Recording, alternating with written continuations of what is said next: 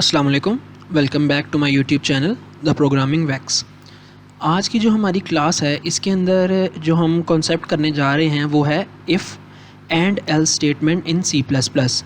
कि if statement क्या होती है सी प्लस प्लस में और एल्स की स्टेटमेंट क्या होती है सी प्लस प्लस में।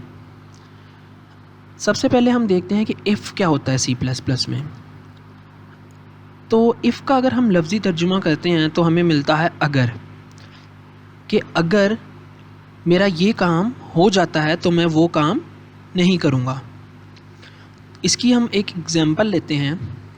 अगर आप एक जूतों की शॉप में जाते हैं और आप जाके एक जूते का साइज़ देखते हैं, ठीक है, आपको वो जूता पूरा आ जाता है तो आप कहते हैं कि अगर मुझे ये जूता पूरा आ गया है तो मैं ये जूता ले लूँगा।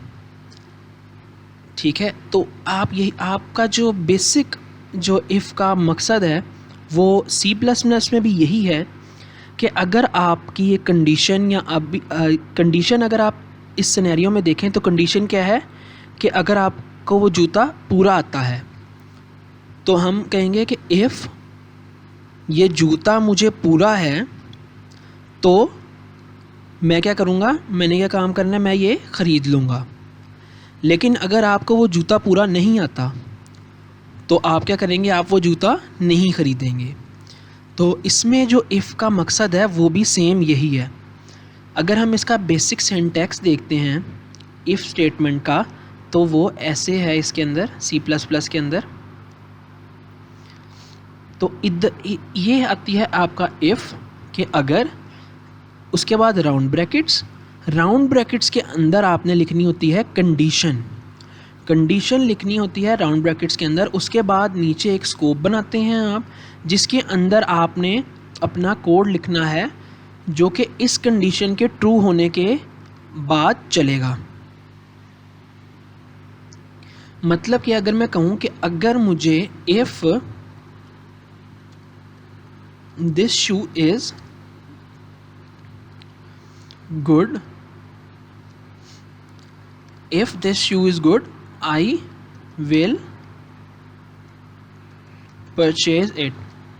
कि अगर ये जूता अच्छा है, ठीक है, मतलब कि अगर ये जूता आपको अच्छा लगा है तो आप उसको ख़रीद लेंगे। मतलब कि ये कंडीशन ट्रू है। लेकिन अगर वो जूता अच्छा नहीं है तो क्या आप उसको ख़रीदेंगे? नहीं, आप नहीं ख़रीदेंगे। तो इसीलिए हम सी प्लस प्लस में भी यही करते हैं कि अगर इस ब्रैकेट के अंदर जो काम है, इस ब्रैकेट के अंदर जो लिखा हुआ है वो ट्रू है, मतलब कि अगर इस ब्रैकेट के अंदर जो कंडीशन लिखी हुई है वो ट्रू है तो हम इस स्कोप के अंदर जो कोड लिखा हुआ है वो रन कर देंगे। लेकिन अगर इस ब्रैकेट के अंदर जो कंडीशन लिखी हुई है वो हो जाती है फॉल्स, मतलब कि अगर वो जूता अच्छा नहीं है, तो अगर ये फॉल्स हो जाती है तो आप मतलब उसको नहीं ख़रीदेंगे। तो आप ये यहाँ पे अगर ये फॉल्स हो जाती है तो यहाँ पे ये कोड रन नहीं होगा और वो सीधा इस कोड के बाद यहाँ पे आ जाएगा।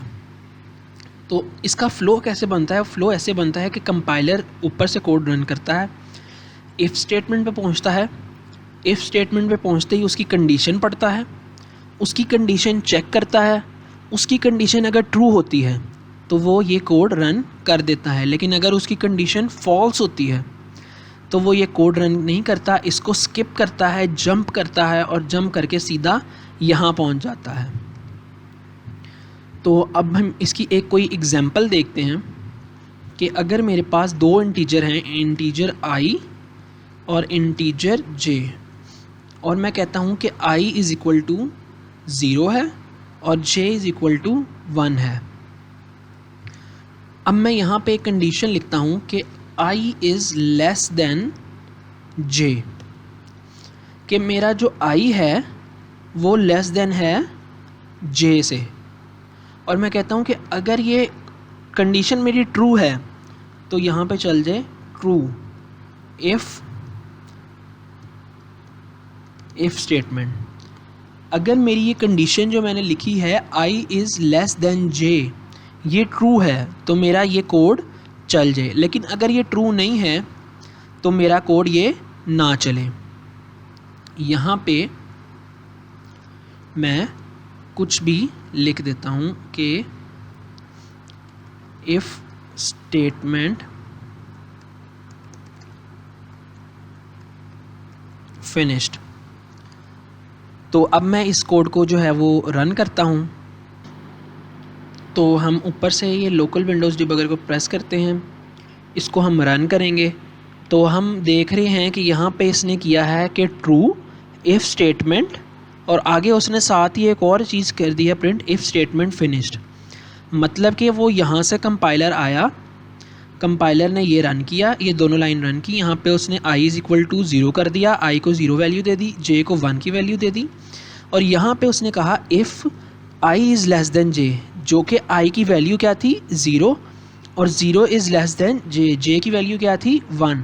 तो यहाँ पे चेक क्या हुआ, 0 इज़ लेस देन 1, जो कि ट्रू है, 0 जो है वो 1 से छोटा है, तो उसने ये स्टेटमेंट चला दी, ठीक है। और उसके बाद वो यहाँ पे आया और उसने ये स्टेटमेंट भी रन कर दी, क्योंकि कंपाइलर का फ़्लो पूरा कोड का होगा, तो वो इस स्कोप के बाद इधर आएगा और यहाँ पे ये सारा कुछ रन करेगा।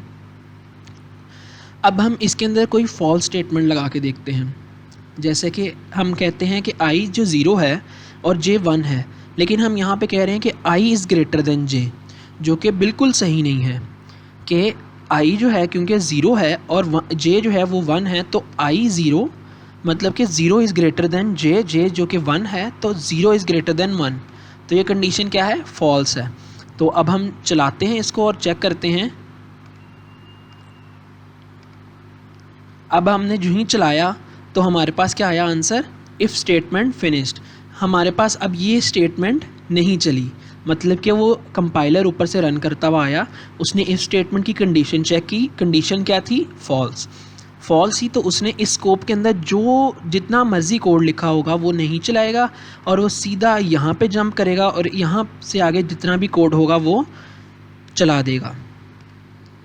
अब हम देखते हैं कि एल्स स्टेटमेंट क्या होती है सी प्लस प्लस में। एल्स एक सिंपल और बेसिक चीज़ है जो कि इफ़ के हमेशा बाद यूज़ होती है। इसका सिंटैक्स कुछ ऐसा है, सिंपल सा, इसके साथ कोई कंडीशन नहीं लगती। ये हमेशा इफ़ के बाद इसलिए यूज़ होती है कि अगर ये इफ़ की कंडीशन जो है वो फॉल्स है, मतलब कि if i is greater then j, तो ये फॉल्स है, तो एल्स में जो कोड लिखा होगा, क्योंकि यहाँ पे तो ये रन नहीं हुआ, तो अगर इफ़ फॉल्स होता है तो एल्स ट्रू होगा और ये रन हो जाएगा। मतलब कि अगर आप जूते की दुकान पे हैं और आप कहते हैं कि ये जूता अच्छा है, तो आप वो जूता लेंगे, मतलब कि if that shoe is good you will purchase it, otherwise else you will not purchase it. तो हम क्या कहते हैं कि अगर i is greater then j, अगर i j से ग्रेटर है, मतलब कि अगर i की वैल्यू j से बड़ी है, तो फिर तो ये इफ़ स्टेटमेंट चला दे। लेकिन अगर i की वैल्यू j के इक्वल है या j से छोटी है, तो फिर क्या करे, फिर वो यहाँ पे आके एल्स स्टेटमेंट चलाएगा।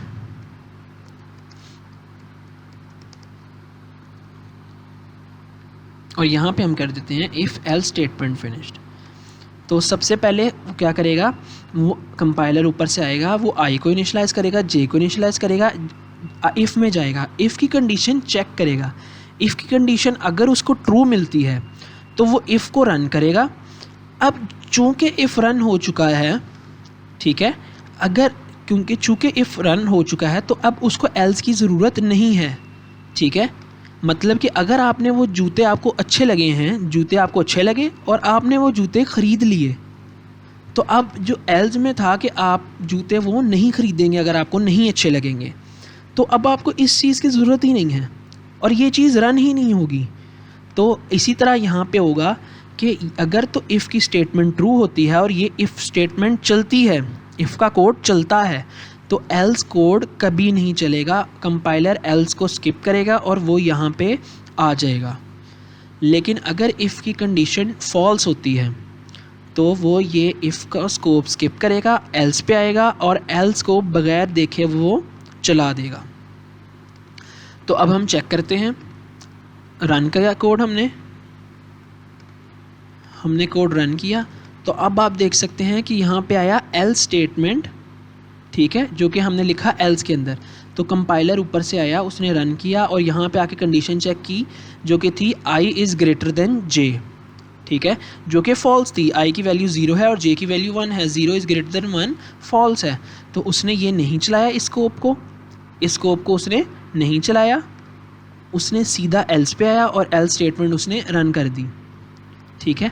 मतलब कि आपको अगर जूते नहीं पसंद आए तो आपने नहीं ख़रीदे, और उसके बाद ये जो ही एल्स का स्कोप ख़त्म होगा उसके नीचे जो कोड लिखा होगा वो लाइन वाइज उसी तरह रन होता जाएगा। तो ये एक बेसिक कॉन्सेप्ट था इफ़ और एल्स स्टेटमेंट का। अब हम देखते हैं कि इफ़ स्टेटमेंट की टाइप्स कितनी होती हैं। तो इफ़ स्टेटमेंट की तो वैसे काफ़ी हद तक टाइप्स होती हैं, कोई भी टाइप बना सकते हैं, जो भी आपके रिक्वायरमेंट होती है आप उसके मुताबिक इफ़ की टाइप बना सकते हैं। लेकिन चंद एक हम यहाँ पे डिस्कस करते हैं जो कि बहुत कॉमनली यहाँ पे यूज़ होंगी। सबसे पहले हम देखते हैं कि अगर हमने चेक करना हो ग्रेटर देन, कि अगर a is greater then b, तो हम सिंपली यहाँ पे इस तरह चेक करेंगे कि a लिखेंगे, उसके बाद ग्रेटर देन का साइन और b। तो ये कंडीशन होगी कि अगर a जो है वो b से ग्रेटर है तो ये कंडीशन इफ़ की रन होगी। अगर ये नहीं ठीक तो एल्स, अगर आपने एल्स का कोड लिखा हुआ है तो एल्स का कोड रन होगा। लेकिन अगर ये ट्रू है तो इफ़ का कोड रन होगा, एल्स का कोड रन नहीं होगा। अच्छा, उसके बाद हम देखते हैं कि अगर a जो है वो लेस देन b है, तो लेस देन b हम देखते हैं, अगर ये ट्रू होगा तो इफ़ का कोड चलेगा, अगर ये ट्रू नहीं होगा तो एल्स का कोड चलेगा। तो लेस देन b हम लेस देन जो है हम ऐसे चेक करते हैं, सिंपल ऐसे। उसके बाद हम देखते हैं कि अगर हम इक्वल टू चेक करना है कि अगर दो वेरिएबल्स आपस में इक्वल हैं तो हम वो कैसे चेक करते हैं, a इक्वल टू b। यहाँ पे हम दो इक्वल के साइन लगाते हैं इक्वालिटी चेक करने के लिए। कंडीशन में हम हमेशा दो इक्वालिटी के साइन लगाते हैं, दो इक्वल के साइन लगाते हैं इक्वालिटी चेक करने के लिए। मतलब कि अगर a की वैल्यू 1 है और b की वैल्यू भी 1 है तो ये क्या होगा, a is equal to b। मतलब कि if a is equal to b, जो कि a equal to b true है तो इफ़ की कंडीशन चल जाएगी। तो हम इक्वालिटी चेक ऐसे करते हैं, उसका सिंटैक्स ये होता है। अगर मैंने चेक करना है कि a यहाँ तो b से बड़ा है या b के इक्वल है, if a is greater then और इक्वल टू b, मतलब कि a, हम अगर यूज़र ने कोई इनपुट दी है और हम कहते हैं कि हमारा कोड का जो सिनेरियो है वो ऐसा है कि हमने कोड चलाना है, यहाँ तो a बड़ा भी हो सकता है या उसके इक्वल भी हो सकता है लेकिन उससे छोटा नहीं हो सकता। तो हम वो इस तरह लिखते हैं कि a इज़ ग्रेटर देन और इक्वल टू b। और अगर हमने वही सिनेरियो हमने चेक करना हो कि लेस देन के साथ, तो हम वो कैसे चेक करते हैं कि a इज़ लेस देन और इक्वल टू b। मतलब कि a जो है वो b से या तो छोटा होगा या b के इक्वल होगा। तो अगर a जो है b से छोटा है या b के इक्वल है तो इफ़ की कंडीशन चलेगी। लेकिन अगर a b से बड़ा है तो इफ़ की कंडीशन नहीं चलेगी, एल्स की कंडीशन रन होगी। इसके बाद हम देखते हैं मल्टी कंडीशंस हम कैसे लगा सकते हैं इफ़ स्टेटमेंट में। मल्टी कंडीशंस जो होती हैं वो दो तरह की होती हैं हमारे पास। एक होती है एंड की कंडीशन और एक होती है और की कंडीशन। तो इसकी हम सिंटैक्स देखते हैं। सिंटैक्स है कुछ ऐसा कि अगर हमारे पास दो वेरिएबल्स हैं a और b, ठीक है, और a की वैल्यू है हमारे पास 1 और b की वैल्यू है 0, तो हम यहाँ पे चेक कर रहे हैं कि if a is greater then b और एंड, मतलब ये हम एंड वाली कंडीशन चेक कर रहे हैं, ये हम एंड वाली कंडीशन चेक कर रहे हैं कि a is greater then b and b is less then a। मतलब कि सबसे पहले कंपाइलर ये कंडीशन पढ़ेगा, इसको रन करेगा, मतलब इसको एग्जीक्यूट करेगा और देखेगा ये ट्रू है या फॉल्स है। अगर तो ये कंडीशन ट्रू होती है तो कंपाइलर आगे देखेगा साइन किस चीज़ के हैं, एंड का साइन है। उसके बाद कंपाइलर दूसरी कंडीशन देखेगा कि b is less then a। उसके बाद कंपाइलर देखेगा कि ये ट्रू है या फॉल्स है। अगर तो ये दोनों कंडीशंस ट्रू होती हैं तो इफ़ वाला कोड रन होगा। ये रन होगा अगर बोथ कंडीशंस आर ट्रू। अगर इन दोनों में से एक भी कंडीशन फॉल्स होती है तो ये कोड रन नहीं होगा, क्योंकि हमने उसके अंदर उसको दिया हुआ है कि एंड, मतलब कि दिस एंड दिस, अगर ये ट्रू है और ये भी ट्रू है तो फिर ये कोड रन होगा।